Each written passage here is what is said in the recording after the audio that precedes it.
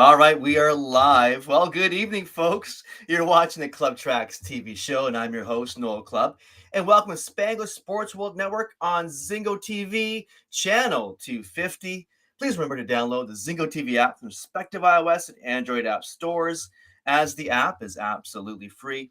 And of course, while you download, folks, while you download, make sure to rate and leave us a comment because you guys want to hear from you, folks. We want to hear from you, folks. That's right, we sure do. We sure do. And Zynga TV is also available on Google Chromecast, Amazon Fire, and Fire TV sticks. Roku and Roku sticks are also available on all smart TVs from 2016 forward. Well, thank you, all the viewers, for watching us around the world. Thanks for joining us here on the show. So, a quick note. So, unfortunately, our co-host Mark Cool Dude Duda could not make it on the show this evening. So, we'll see him back on the show real soon, of course. However, in the meantime, without further ado, let's introduce our very special guest here on the Clubb Tracks TV show this evening. So, here she goes. Here we go. So, she's a very talented Canadian female vocalist from Toronto, Ontario, Canada. She's releasing this is Friday, her brand new single, Dreaming These Walls Away, from her new album, Butterfly.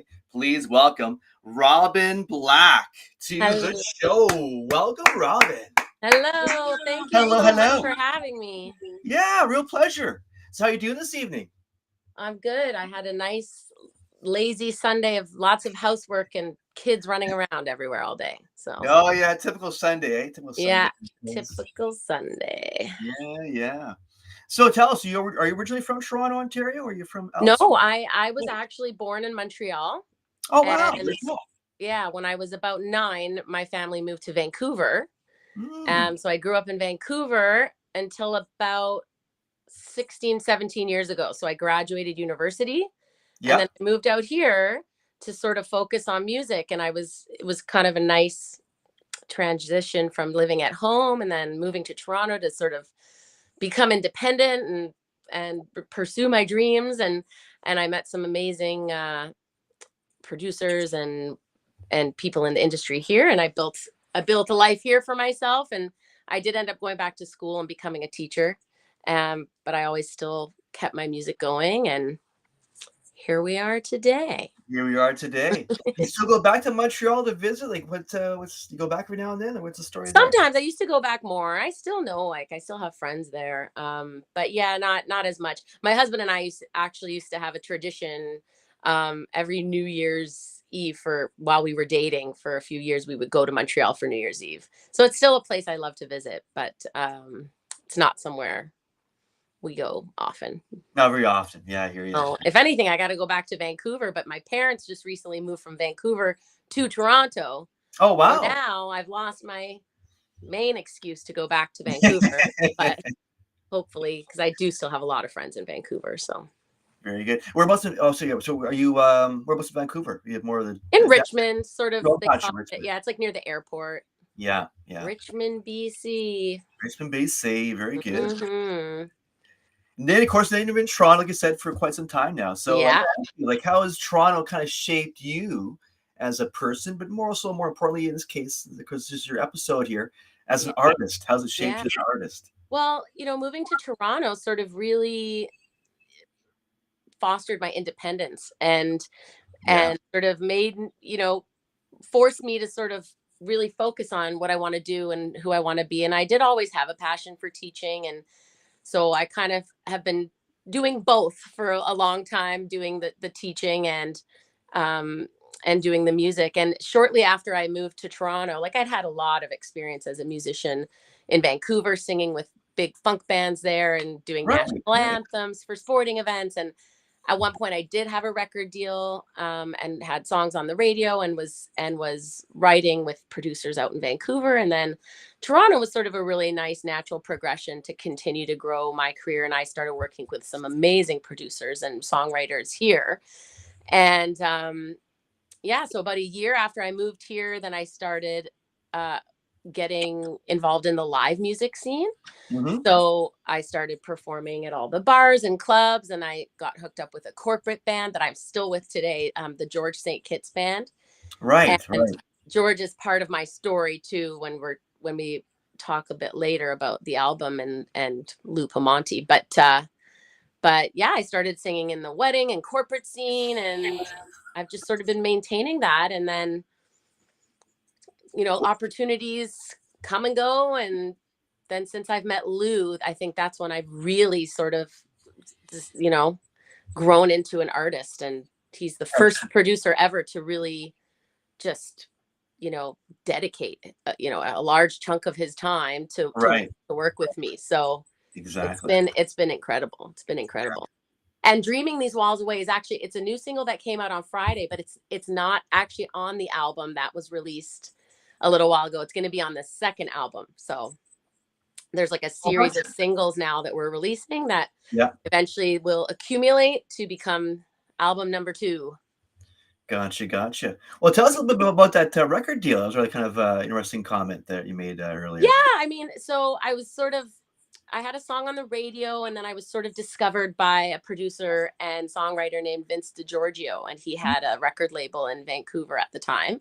And he really was instrumental in sort of shaping me as an artist. And what was really, amazing about my relationship with Vince and his artist deal with me was he did really focus on the importance of songwriting. So as opposed to me just being a singer and going in the studio and singing songs that other people write for me, he really fostered that appreciation and that drive in me to be a part of the creative process and to, take ownership of what I'm singing and what I'm want to say.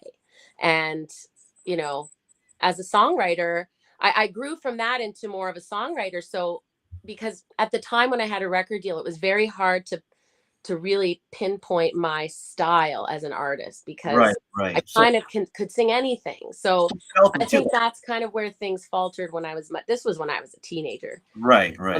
And then, but my songwriting career kind of blossomed from there. And I've had some really interesting opportunities in the songwriting world, more so many years ago, because I've now been, focused on teaching and having a family for the last 10 years. But, I had a song on a Disney show, on a Nickelodeon show. Artists in Japan have recorded my songs. And so I've had sort of, as they say, cuts with, other artists on other projects.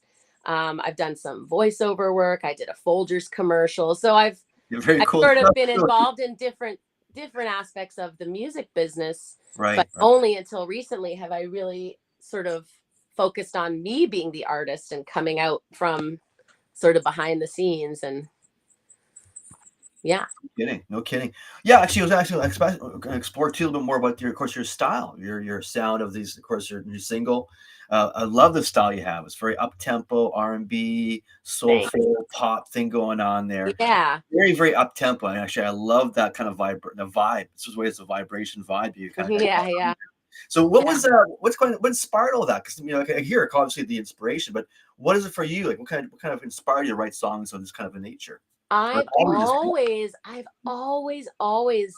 been drawn to the funk soul vibe of music. Whenever I perform live, it's just what comes out of me. And when I first moved to Toronto and was sort of casually working on songs for me as an artist, I was really pushing the funk, soul, pop, R&B vibe. But it's just kind of what comes naturally to me. When I write songs, I can write pop or K-pop or country or whatever. Like I'm able to channel those genres as well. But for me as an artist, I gotta bring the soul. Absolutely. So you sure do. Lou's specialty. It started off kind of like we were gonna, because I also sing jazz. So we were kind of sort of melding these styles together to sort of find something special for me. And it's just sort of naturally evolved into really being more of that funk R&B. But it's ironic because growing up as a singer, I was more known for like power ballads. Like I was just singing power ballads all the time. And there are a few ballads on my record as well. And I always say to Lou, I want to write more power ballads. But yeah, we just love bringing the funk. Well, I'm glad you do, because it's a wonderful mix you got happening there, and great. Of course, the new single's great as well. Thank you. Thanks. I have it. a really cool story about that song. Right on. Want to tell it now? Yeah. Okay. So one of the first producers I started working with as a teenager. His name's Justin Gray. And when I moved to Toronto, he was one of the main producers I was working with.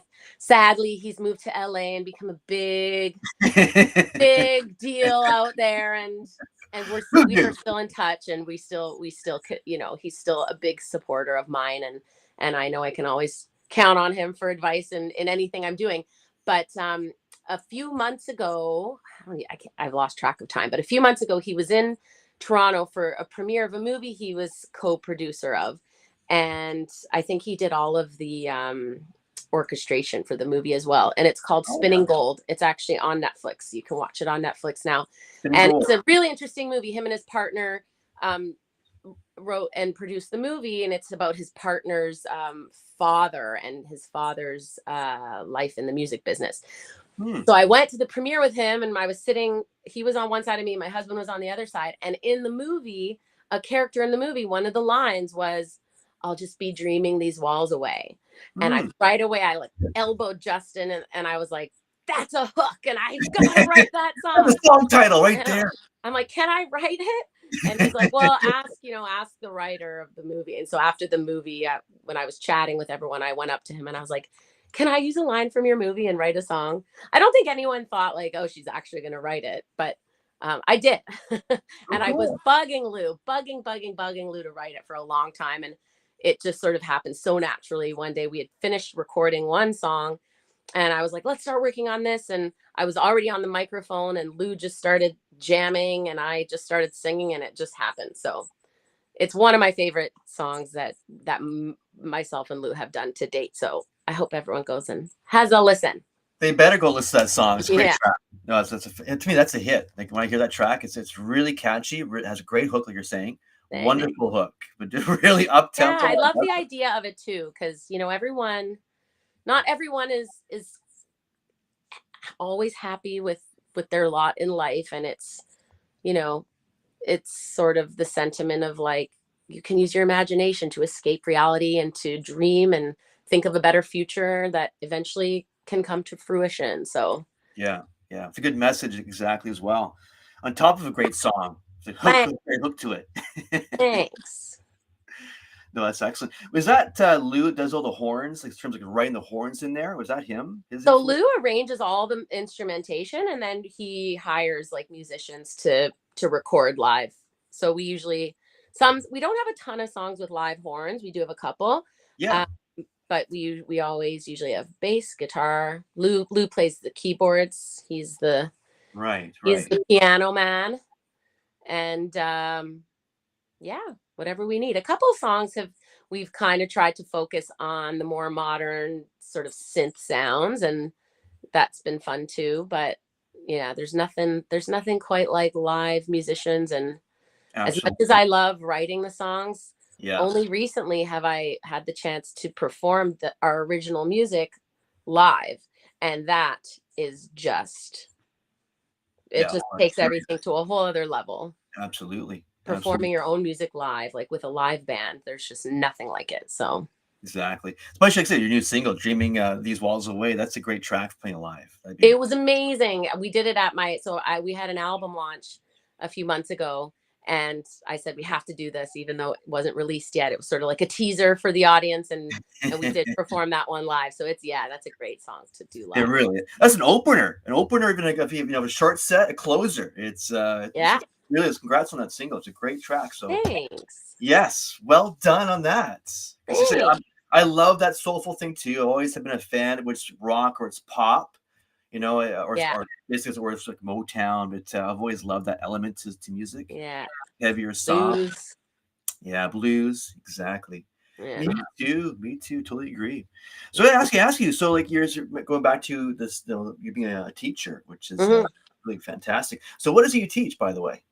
So I have a master's degree in special education to work with kids who have hearing loss.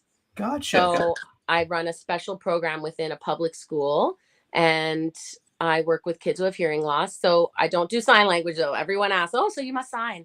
No, it's an oral program. When you become a teacher of the deaf and hard of hearing, you can take one of two directions, and one of them is to the manual approach with sign language, and the other one is the auditory oral approach. So all of these kids wear hearing aids or cochlear implants, and we try to support them with however they need to sort of function in the school system. So they're in my class because they're modified. So I'm delivering the curriculum, the Ontario curriculum, but it's modified to address the needs of these particular kids. Yeah. So yeah, it's very fulfilling, and it's definitely a big part of who I am. So No kidding. yeah. So you said like 10 years now you've been teaching Yeah, I've been teaching a little more than 10 years. I'm trying to remember because my son just turned 10, and I was pregnant with him when I was graduating from my master's. So I probably started supply teaching a little bit before that, and then had him, was off teaching, and then started. Yeah, no kidding. So it's kind of more of a vague question, but being a teacher, but how has it kind of influenced or entered into your songwriting process, or has it in any kind Well, of listen, way? every aspect of everyone's life, especially if you're a songwriter, is fair game for writing material. Mm-hmm. So, True. There's always issues in every facet of everyone's life. So there's definitely no shortage of material between my teaching job and my home life and my kids and everything. I've got a lot to write about usually, and so does Lou. So we there's never a shortage of material. No kidding. So you plan, as going back to you saying earlier about the single thing, the single planning down the road, which would be more electronic. Is that correct? You plan to do something like that, more electronic style? No, a couple of our past songs have been more focused, like more synth based. So we didn't hire the live instrumentation, but it just really depends on the song and what the vibe of the song is. But we've already got almost half an album done. There's a few songs in the pipeline that are already done and pressed and done and ready for the release. So over the next few months, every 5 weeks or so, we release a new single, and yeah, and I'll be back in the studio soon writing some more in my spare time, because I have lots of spare time. Apparently you do. Evenings and weekends. 1 hour here, 1 hour there. Yeah. Exactly. Pretty much should be the case in your case. Yeah. As soon as summertime hits, it's go time. I'm sure summer being like more chaos for you, more well, yes and no. I mean, luckily my parents are here to help with the kids, and I try to get them in summer camps. Some summer camps it's a longer day than a school day, so it's kind of nice. Right. I also have to juggle music, kids, and golf during the summer. Golf, that's your other passion or I'm hobby. obsessed with golf. Interesting. Everyone who knows me that's watching now is gonna laugh, but yeah. Okay, we don't have to talk anymore about golf, but no problem at all. Yeah. Back to the music. I suck at golf. Anyway, it's a whole other story. Yeah, I'm trying to get my older son into golf now. He's taking lessons so that my husband doesn't get angry when I go golf, because at least I can take one kid with me. True, that's right. You got to do the balancing act with the kids too. That's right. Yeah, exactly. Well, speaking of juggling, so you're also a parent. So, and tell us about, how old are your kids? They are 10. My older son just turned 10, and my younger one's about to turn 8 in a couple weeks. And they're both born in Toronto, or they're two boys. Yeah, born in Toronto, St. Joe's, just down the way. Oh, right on. Yep, yeah. It's right by my place too, actually. Yeah. Joe's. Yeah. Very good. And yeah, they're amazing kids. I'm lucky and busy and fun and hard. And juggle. Yeah. As always. Yeah. Yeah. Luckily, my parents are here now. They just moved down the street. Oh, yeah, you're staying in Toronto now, right? The parents are now in Toronto. So I have a little bit more help now than I have. No kidding. Yeah, especially with having your grandparents now nearby. Yeah. So what's it's kind of a set question to you, but in terms of your vocals, how do you do to maintain your vocals, your powerful vocals? Great question. Well, I sleep with a humidifier by my bed. Oh, yeah. single night. That's a good But good tip. it's actually been a real struggle over the years. I have a horrible immune system, so I'm always sick, and as many singers are. And it's been a struggle. I actually had surgery on my voice last year. Um, Really? as a teacher and a singer, it's very common because you're using your voice so much, and speaking is actually harder on your voice than singing. Right. You Good point. develop. I developed a polyp, and then I don't know what was going on, but then I started hemorrhaging, and it was a whole thing. But I have an amazing ENT in Toronto who specializes in singers. So it was a process for quite a while before we decided, okay, like we have to operate on it because it's just never gonna get better. But it's been an adjustment. Like my voice has felt really nice lately, but it takes constant um, vocal exercises and training. I've been working with a really great vocal coach to sort of get me back into, you know, to really build up my technique so that it doesn't happen Mhm. again, and also to sort of get my stamina back up because Right. Right. it's like a muscle, right? You pull Yeah. it, you damage it, you gotta rehabilitate it. So, but it's True. scary. I think that's what's so scary about being a singer, especially if you're a full-time vocalist, is Yeah. it's such a fragile instrument. Yeah. So We take it for granted for sure. We all do that. yeah, and that's the thing. Sometimes as a singer, you cannot cancel a show. So Right. you know you got to find I ways. need this gig. Yeah, Yes. you either need the gig or you literally there's no replacement for you, and you can't screw over everyone that's depending on you to be there. So That's right. it's tough to balance and juggle, especially when I'm working full time and I have kids and I have gigs, and gigs are late. Like I was home very late last night from a gig. So but I wouldn't have it any other way at this point. So No but yeah, kidding. it's I make sure I warm up before every show. After every show, I do a light cool down to sort of reset my vocal cords. Yeah. Biggest thing for a vocalist is hydration, and Yeah. there's so many little things to remember all the time. It's hard to do it all, but I try my best because I definitely don't want it to happen. What happened to happen again? Right. Absolutely. So Again, yeah, juggle, juggle, juggle is always here. yeah, yeah, Yeah, no kidding. So, do you have any, so you mentioned you had a live show just the other night. So, you have like other shows coming up next little while? Any live shows in Toronto coming up you yeah. want to I mean, mention? there's definitely gigs coming up. Last night was like a corporate event with the George St. Kitts band, and I've got a few house parties coming up with Lou and I. So we're open to any and all gigs. I've got other corporate gigs coming up. We're going to be back at 3030 in the Junction where I had my release party. We're going to be Oh, back yeah. there June 28th with the band performing all the songs from the album and all the songs a bunch of songs that will be on the next album. We'll probably do a bunch of new stuff as well. So that'll be great. And yeah, I'll sing wherever, whenever. Find me a Yeah. corner of the subway station, doing my thing. Yeah. Yeah. So you mentioned about the songs you have basically established for the next record, the next little while. So like, how many songs are you kind of sitting on right now, out of curiosity?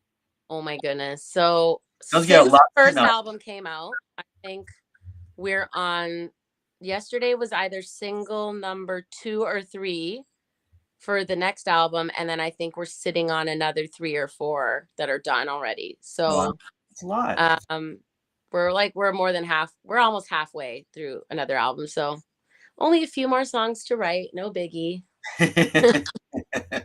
In the next 6 months, you'll see a new record out, eh? Yeah, exactly. By the sounds of it. One song every 6 months. Well, but you raise up a good point here, which is that's kind of where a music scene is right now. We're at singles. It's not about really, Yeah, I'm still trying to wrap my head around how everything works now. and that's Um, good. It's constantly changing and evolving differently yeah, as well as we go along. As you know, it's yeah, it's a different world with social media now, and it's very overwhelming. So, like, I've been told love by it. many like PR people, you got to be posting to TikTok, you got to be, YouTube Shorts and this and that. So I've started a little cute thing on my TikTok. I call it karaoke. And I literally, on my way to work, most mornings, I'll either sort of jump from radio station to radio station until I hear a song I like, and then I'll hit record on my camera while I'm driving and just start singing along to the radio. Or sometimes I'm able to put a backtrack up and I'll sing just to a backtrack. I definitely get funny looks at red lights because people can 100% see into my What's car. she doing? Yeah, yeah. Hopefully, I never stop beside a police car because I don't think what I'm doing is that unsafe because everyone sings in their car anyways. That's I'm right. just recording it. That's right. And posting it. Yeah, that too. And then posting it later once I've parked and stopped. So yeah, so it's been actually kind of fun. It's kind of almost like therapy for me to have just that sort of release in the morning and to, I've a lot of my friends are and other people I don't know, I guess my fans, seem to be responding really well to it. And sometimes I get special requests, so that's really fun. And it seems to brighten some people's day. So if I'm brightening even one other person's day, it's worth it. So Definitely, definitely. Well, you say you raised again another great point in terms of challenges that we face, as artists in today's industry, on being online and trying to get your message across, your songs yeah, across and out there and seen by more people, more eyes, yeah, more ears in the process. yeah. So It's I all got about streaming now. It's like big time. if you don't have sorry. Yeah, right. It's all about exactly. It's all about streaming. It's so Yeah, true. and monthly listeners. And if you don't have a certain amount of followers or monthly listeners, you won't get on the radio. Like, I don't know. It seems sad sometimes, but I 100%. think when you love what you do as a musician, you do it anyways and hope for the best. Yeah, no, this is so true. But that kind of does reflect, like you kind of touch on there as well. Today's radio team doesn't quite reflect the streets, Yeah. and like Yeah. you're saying there too. But and your new single to me is just fantastic. So I can't, it should be like a number one for a national single in my view. When I hear that song, it's just Thanks. hit written all over it. But Yeah. mainstream artists I'm finding out there are just not. This is my view, my takes. They're not as strong in terms of depth or songwriting ability that I'm hearing overall. It's rather disappointing, disillusioning Yeah, I mean, as a fan, music there's just fan in such a general. range, right? And and so much of it is who you know and who, if you can get your music into the right person's hands, who's gonna, I don't know. I think more so now. Yeah, more I so feel now. like, Who you know, yeah. But totally. there's some really cool new artists. I mean, there's this one woman, I think her name's Ray, and someone just sent me a video of her, and I'm like, oh my God, she's amazing. Never heard of her, but she already has like 1 billion followers. It's like, how was there no build up? How have I just seen her and she's already hugely famous? She might as well be Adele. Is she And is she like an R&B as well? R&B yeah, soul. it sounds very, but yeah, like the video I saw of her, she's got a big band behind her with horns. Like it's very similar to Yeah, my yeah, sound, I think. And yeah, someone, I think it was Lou, recently said she's almost like the next Amy Winehouse. That's the kind of yeah, vibe yeah. she gives off. But I mean, it's like I think I need to deep dive into like how did she get to where she is? Because yeah, it's a good point. Because I mean, your song to me, and actually, I know that I know the artist you're referring to. I've heard her, but I have to say, the new single we have right now. To me, that's actually even a little bit higher level, and it should be. Like I was saying earlier, it should be in a higher level in the charts in terms of where it's. Thank Which you. I mean, it I'm really, so lucky to work with Lou. He has such an extensive no kidding, wonderful, background and success in the music industry. So and a great just year, count obviously. lucky stars. Yeah, well, also a wonderful year for great songs. So I'm Thank- very very impressed. yeah, it's just Yeah, it really should be. happened so naturally. No kidding. So Yeah. yeah, if you can maybe stick that sound a little bit more, I think you might catch something pretty big I there. hope so. We're both really into this sort of brand new heavy, Tower of Power vibe, to a lot of Yeah, our stuff. yeah, Alicia Keys. I hear that too. I hear that in the songs, Yeah.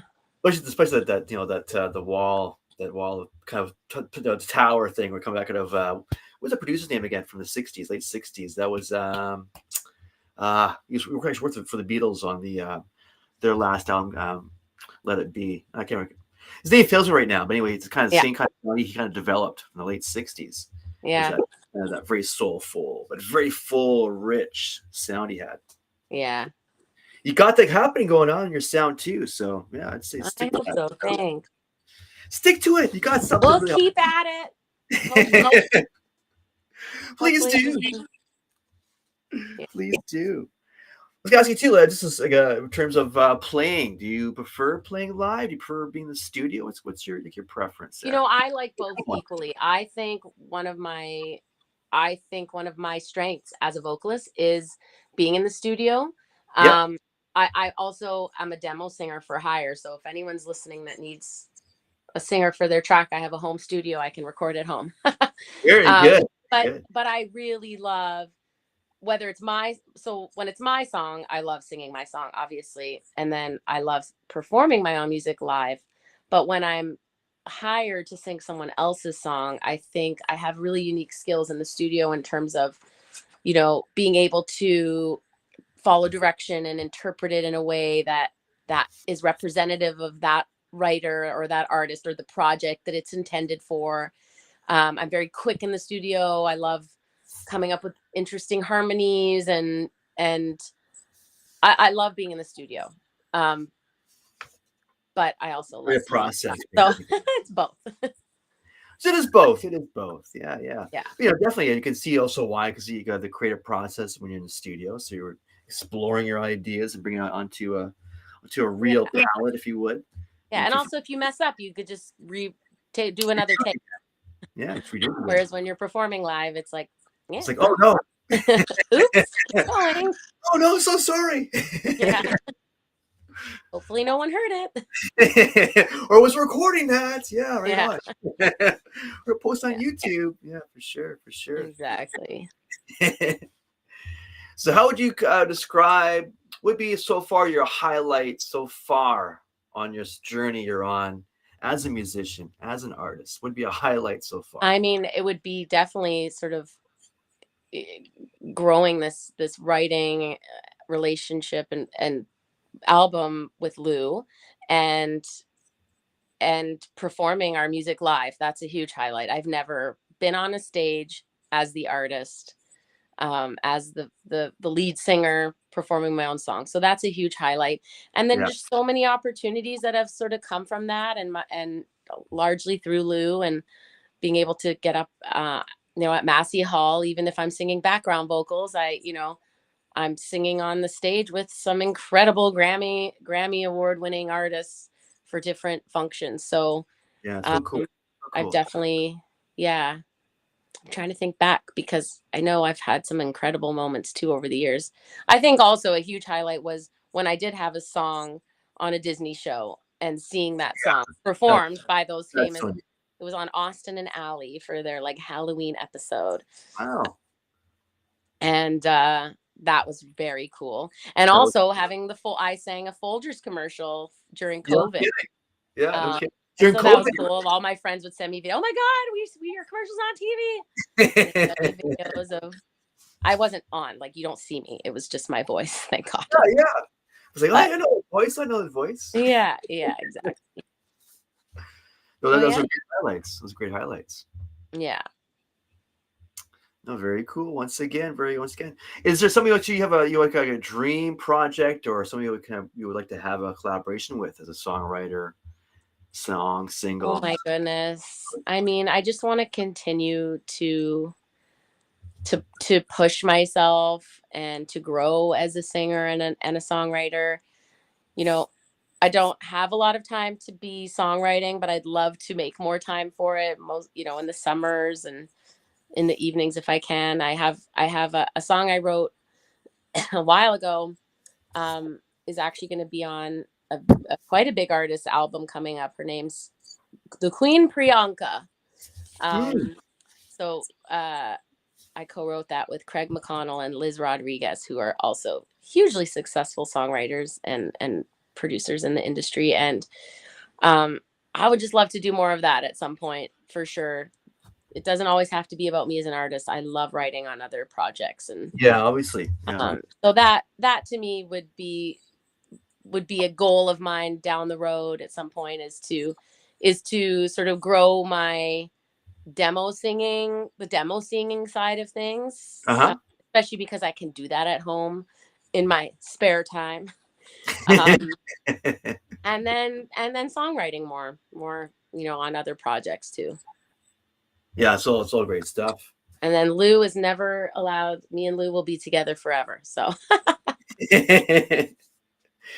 He is your soulmate now in music, eh? yeah. Yeah, It's that's a good really part. cool how we met, actually. Um Yeah, how'd you I guys meet? so I've been singing with George St. Kitts and his band for like 16, 17 years now. And for a number of years, George has been in another band as the lead singer. It's a big horn band called Oakland Stroke, and they mostly do Tower of Power. It's a Tower of Power band. Yeah. And George has been singing with them for years. And I always love when Lou tells this story. So I'm not going to do it justice because Lou tells it better than me. But basically, during COVID, or it might have been before COVID, might have been right before COVID. Yeah, it was before COVID. They started doing videos of some of their songs and putting the videos out. And I guess they were doing a video for Papa Was a Rolling Stone. And Lou said to George, "Hey, George, maybe it'd be nice to have some female vocals, even some ad libs on the track. Can you bring in one of your girls?" So George brought me in, and it was an amazing session. I was so nervous. Mm-hmm. And I guess I impressed Lou enough that now he wanted to work with me. So it started off after doing a few songs for Oakland Stroke and showing up at some of their gigs and getting up on stage and just jamming with them a bit. Um, it was sort of right at the start of COVID. Lou was like, "Let's do one song and see how it goes. Like, I'd love to work with you." Yeah. And I said, "Okay, let's do one song. Great. I'll take whatever I can get." Yeah. And we got into the studio that first time I went to write with him. Again, I was so nervous. I was like, "God, I want him to want to work with me and keep working with me." And I think I walked out that day and we had like 6 song ideas. And there was no going back from there. So I definitely credit George St. Kitts for introducing me to Lou, and that, working with Lou has been one of the highlights of not just my singing career, but in my life as a person, as a human being who, you know, loves to sing. It's been amazing. I Oh, hope he's it's a great chemistry you guys have together, both you and Lou. Yeah. And his wife is like such a huge support of mine, and like it's just such an incredible partnership that Yeah. we have. Yeah. It's almost like fate, right? The kind of thing happens in life. It really is. Yeah. It It's like really a is. perfect accident happened, and then boom, you guys working together, and Yeah. you And now happy. there's all this work out there that Yeah. never would have existed. Yeah. That's right. That's right. Yeah, I mean, I just hope that you carry on with your path with success, because I love your style and your sound. I love the voice. I love the balloons, by the way. Well, I literally don't know how. Did someone just say happy birthday or something? Did you say congratulations? I don't recall saying happy birthday. No. I literally have no idea. I did not touch a thing on my Well, that's screen. a cool effect. I like that. That was a nice touch. Okay. I mean, maybe that's a sign. It's a good sign. A good sign. Yeah, Maybe. definitely. Of good things to come for you. That's what that is. I hope so. I think so. I think so. If you could kind of imagine who you'd like to open up for Oh playing my live, goodness. who would be, like, whether live or dead? Out of curiosity, who would that be? Live or dead? Well, if I Live could or open dead, who for would that Whitney be? Houston, that would be epic. Really? What's he? Oh my God. I would open up for anyone. Anyone. Right? Anyone's good. I mean, I would love to open up for Bruno Mars, Alicia Keys, some newer artists who are incredible. Charlotte Cardin, whose career is blowing up now. Anyone who'd have me, who's performing in an arena. Yeah, Justin you're here, Timberlake, folks. Yeah. Tower of Power. I mean, Tower of Power, they're back Yeah, out that's there on right. the road touring, That's right. and that would just be incredible. Yeah. That'd be a huge performance right there. Mm-hmm. That'd be absolutely a bucket list kind of thing to happen. Oh yeah. Oh yeah. I think my biggest bucket list thing would be to eventually like perform on the Massey Hall stage as Robyn Black. As Robyn Black, as right? a solo show, Massey Hall. Then I'll consider myself to have made it. Finally got where I wanted to be. Yeah, Yeah. yeah. Well, I say, like, musically speaking, your stuff really stands out. So I'd be shocked if you don't get like more recognition. Honestly, it's really, Thank really you. awesome. I love that you say Lou. You and Lou has been obviously a great partnership. So The balloons again. What yeah, just I've seen that. I've seen that. Sorry, go on. What will be some of the best advice you've ever been kind of passed on to you so far on your journey from Sorry, say Lou? that again. Yeah, what's sort of the best advice you've received so far? The best advice I've received as a singer? Yeah, as a singer, as an artist. Hydrate. Just hydrate, really? No, Oh, the wisdom out there is just hydrate, stay hydrated. No, I think the best advice is just to continue being myself and doing what I love. And it's hard sometimes, because sometimes I think maybe I don't believe in myself enough to put myself out there and to dream big. And I don't even know what's realistic to dream big for. So I think, the best advice that I've received, whether it's from family or friends or other people in the industry, is just keep going. Right. Don't give up. Yeah. I think if you can, I think that's a good point, because it's kind of basically kind of touching on the here and the now, right? Just keep progressing, But I think in terms of this thinking big picture as well. If you have a small picture, think about the small picture, think about the big picture where you want to be, the next several years. That kind of stuff I think goes a long ways too. But yeah, you definitely see. I would say the same thing too. Just keep going. Yeah. I really do think the R&B sound you got there, it's really very special. Like, we mentioned Amy Winehouse earlier. To me, that's a good point. But your stuff to me is even more, for lack of a better word, inspirational. It's a little more of a higher vibration you get off your music. Cool. Yeah, truly. Yeah, we definitely want to affect people and bring people joy and happiness. But what's really interesting? One of our newer singles too. It's called "My Dysfunction Is My Superpower." Right. And this song is really Lou's baby. Although I'm sure I suffer from some of these, superpowers, but not suffer. I shouldn't even say suffer. I'm blessed with some of these superpowers. But the lyric is ADHD, OCD. Some superpowers don't come for free. My dysfunctionality just means I'm singing in a different key.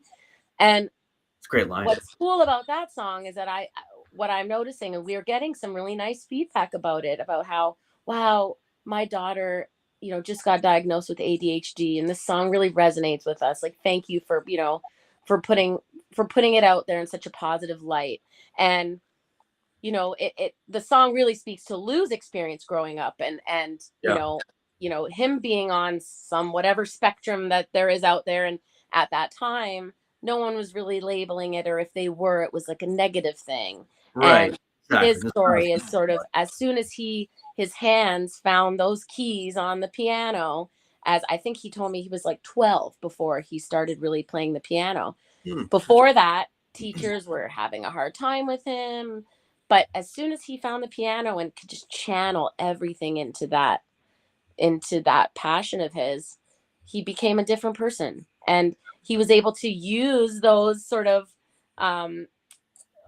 what's it called? One of my girlfriends has a fun, it's probably actually a technical term because she's basically a doctor, even though she's not a doctor. Ricky, you know who you are.